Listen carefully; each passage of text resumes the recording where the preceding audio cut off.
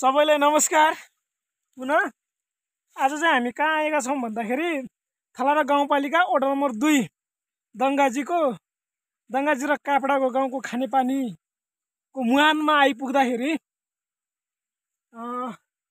किन आयौं भन्दाखेरि मुहानमा न त आउनेवाला थिएन मेरो फेस देखा पानी नै नजाने भएको रहेछ के पुरै हो। एउटा ठुलो पाए हुन्छ यार, पानी नै बन्द भएको रहेछ। यहाँ त पानी गएको रहेन क्या, पानी नै अलिकति नि नभएको रहेछ क्या।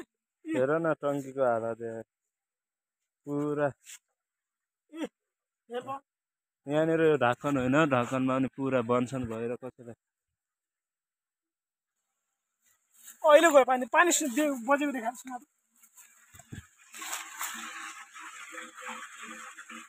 होइन ढक्कनमा पनि पुरा दाइ आयो।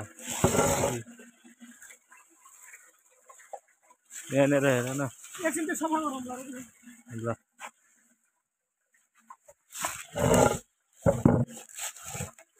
अहिले गइराख पानी, यहाँबाट बिल्कुल गइरहेन कि दाइ, बिल्कुल नै बुझ्या होइन के हो।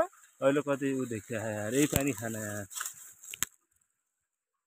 अझ यो अलिकति उ गरेर हाम्रो माथि आँटाउने अलिकति लगाऊ क्या, पानी त्यहाँ खोलामा पुरा गरौँ। यो पानी सधैँ गयो भने पुग्छ त हामीलाई खानलाई? पुग्छ।